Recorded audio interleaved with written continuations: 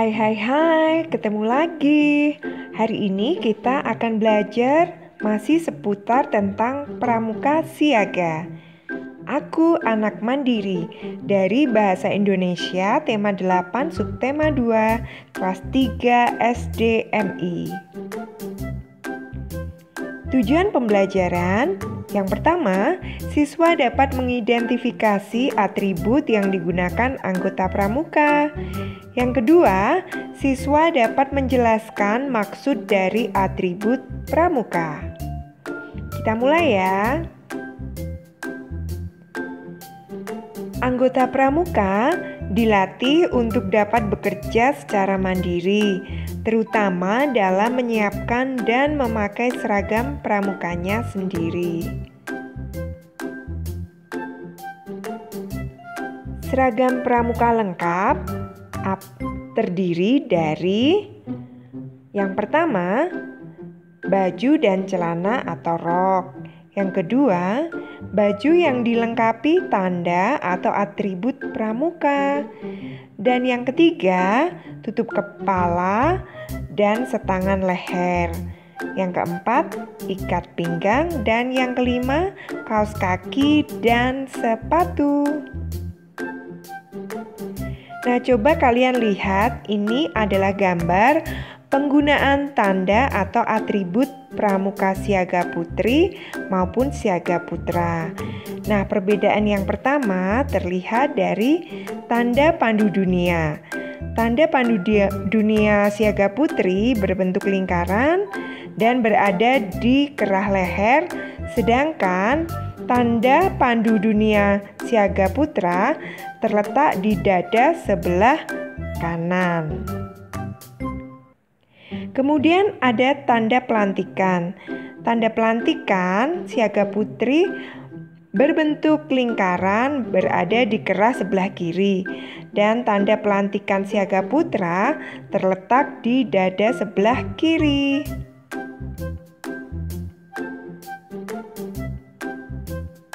Nah, ini adalah nama dari anggota pramuka itu. Ini adalah tanda lokasi atau pita daerah. Dan selanjutnya ini adalah pita nomor, gugus depan pramuka. Dan ini adalah pet daerah atau lencana wilayah. Dan selanjutnya ada tanda jabatan. Ini adalah tanda tutup kepala. Dan ini adalah tanda barung yang warnanya sesuai pilihan kalian. Dan selanjutnya ada tanda kecakapan umum atau TKU yang nanti akan kita bahas. Dan juga ada tanda kecakapan khusus yang akan kita bahas juga. Nah, sekarang kita akan belajar tentang tanda pramuka lainnya. Tanda kecakapan khusus ini adalah kecakapan dalam berkemah. Coba kalian lihat ya. Dan berikutnya adalah tanda pelantikan yang berbentuk belah ketupat untuk siaga putra dan yang berbentuk lingkaran untuk siaga putri. Letaknya bisa kalian lihat di atribut pramuka yang tadi sudah dijelaskan. Nah, dua segitiga sama sisi ini adalah tanda barung yang warnanya bisa kalian tentukan sendiri dan pastinya mempunyai arti. Lambang pandu dunia putra berbentuk persegi, terletak di dada kanan dan lingkaran untuk siaga putri yang diletakkan di kerah leher. Dan ini adalah tanda jabatan dalam pramuka siaga. Garis 3 menunjukkan pemimpin barung utama. Garis 2 menunjukkan pemimpin barung dan garis 1 menunjukkan wakil pemimpin barung. Nomor gugus tiap sekolah berbeda. Jadi kalian bisa menanyakannya ke sekolah ya. Apa nama nomor gugus depan sekolah kalian? Dan yang coklat adalah papan nama kalian sendiri. Tanda atau atribut yang dipasang pada seragam pramuka terdiri dari dua jenis, yaitu yang pertama, tanda kecakapan umum atau TKU, dan yang kedua adalah tanda kecakapan khusus atau TKK.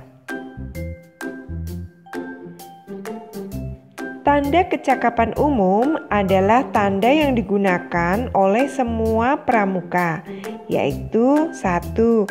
Tanda tutup kepala, 2. Tanda pelantikan, yang ketiga tanda setangan leher, dan yang keempat tanda pramuka dunia. Untuk mendapatkan TKU, ada syarat kecakapan umum atau SKU yang wajib dipenuhi oleh seluruh anggota pramuka. Syarat tersebut tercantum dalam buku SKU. Nah, ini contoh sampul bukunya. Dan ini adalah contoh syarat kecakapan umum atau SKU yang bisa kalian lakukan. Jika kalian telah melakukan dan memenuhinya, maka pembina kalian akan memberi tanggal pelaksanaan dan paraf sebagai bukti bahwa kalian sudah mengerjakannya. Sekarang kita akan belajar tentang tanda kecakapan khusus atau TKK. Semua anggota pramuka siaga wajib memiliki keahlian khusus di bidang tertentu. Setiap anggota pramuka yang memiliki keahlian tertentu akan diuji oleh pembina pramuka. Jika anggota tersebut lulus ujian, maka akan diberikan tanda kecakapan khusus sesuai dengan keahliannya. Nah, contohnya seperti ini yang akan kita bahas kemudian. Tanda kecakapan khusus atau TKK pramuka siaga yang pertama, berbentuk segitiga sama kaki yang terbalik. 2. Dipasang di lengan baju sebelah kanan. Yang ketiga, dipasang membentuk setengah lingkaran di sekeliling tanda kuarda dengan puncak menghadap bawah sebanyak 5 buah. Jika seorang anggota pramuka memiliki lebih dari 5 TKK, maka bisa dipasang pada sebuah selempang khusus. Nah, ini coba kalian lihat. Ini adalah penempatan TKK pada lengan kanan seragam pramuka. Maksimal diisikan 5 saja ya. Jika lebih, maka bisa kalian pasangkan pada selempang khusus ini. Tanda kecakapan khusus atau TKK adalah tanda yang diberikan kepada anggota pramuka sebagai bentuk apresiasi atas kemampuan yang dimiliki dalam bidang tertentu. TKK diberikan untuk menambah semangat anggota pramuka. TKK bertujuan untuk melatih keterampilan serta kemandirian seluruh anggota pramuka. TKK yang wajib diperoleh anggota pramuka siaga berjumlah 10. Untuk mendapatkan 10 TKK tersebut, anggota pramuka harus memenuhi syarat kecakapan khusus atau SKK dalam setiap bidang yang diminati dan harus lulus ujian oleh pembina pramuka. Nah, ini adalah 10 tanda kecakapan khusus atau TKK. Yang pertama adalah P3K atau pertolongan pertama pada kecelakaan. Yang kedua merupakan simbol pengatur ruangan atau pengatur rumah. Dan selanjutnya adalah pengamat.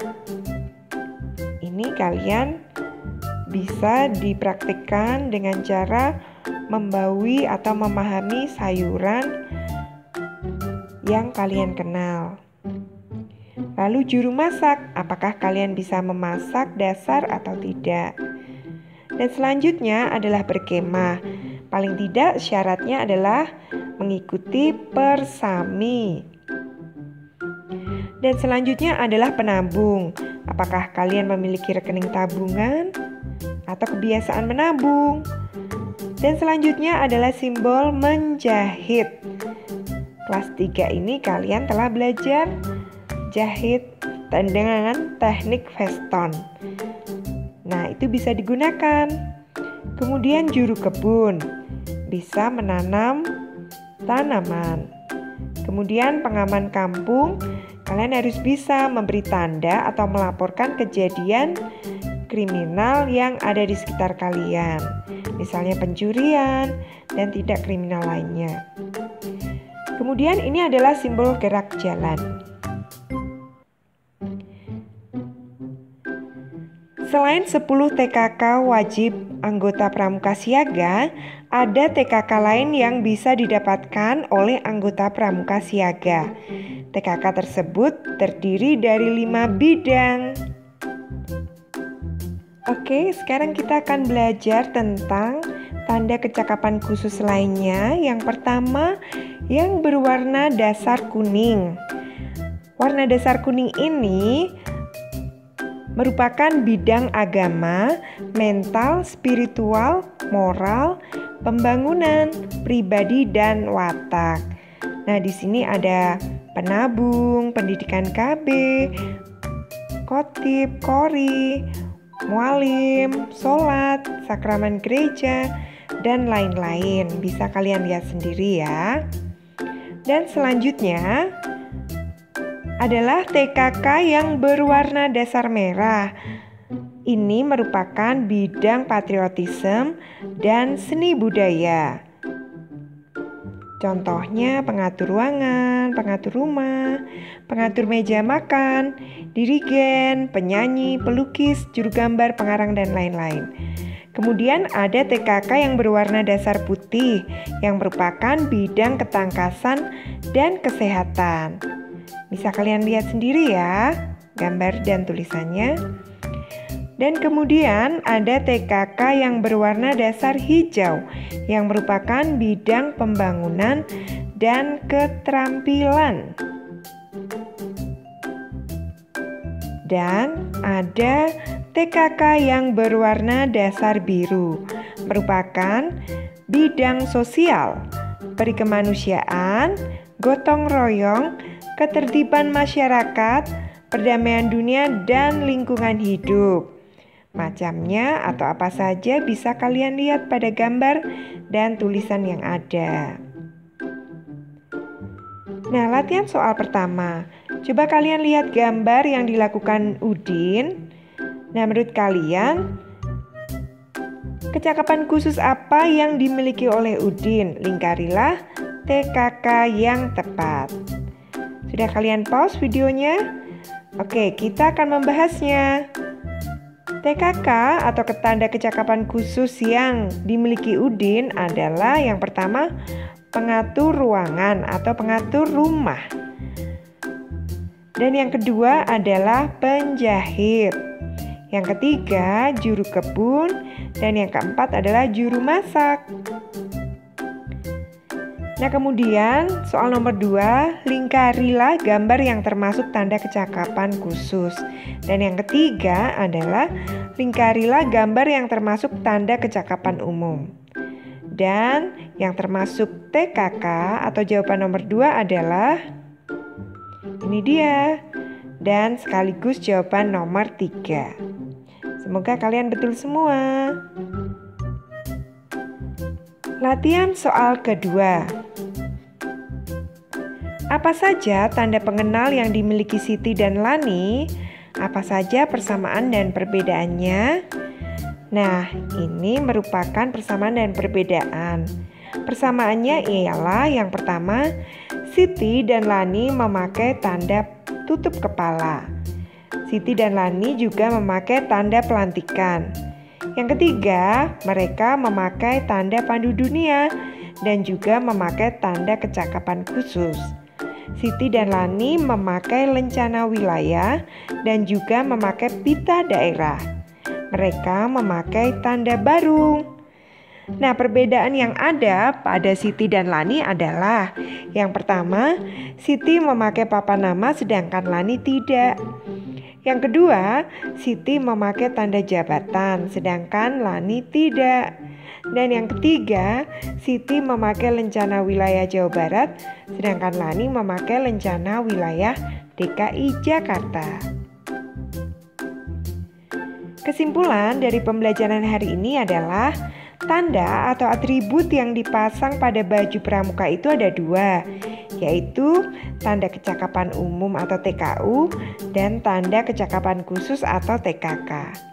Untuk mendapatkan tanda tersebut, kita harus memiliki keahlian khusus yang akan diuji oleh pembina.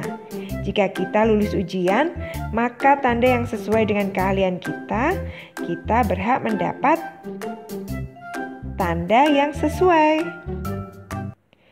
Nah, demikianlah tadi pembelajaran kita hari ini. Semoga kalian memahami banyak hal. Terima kasih, sampai jumpa kembali. Dah.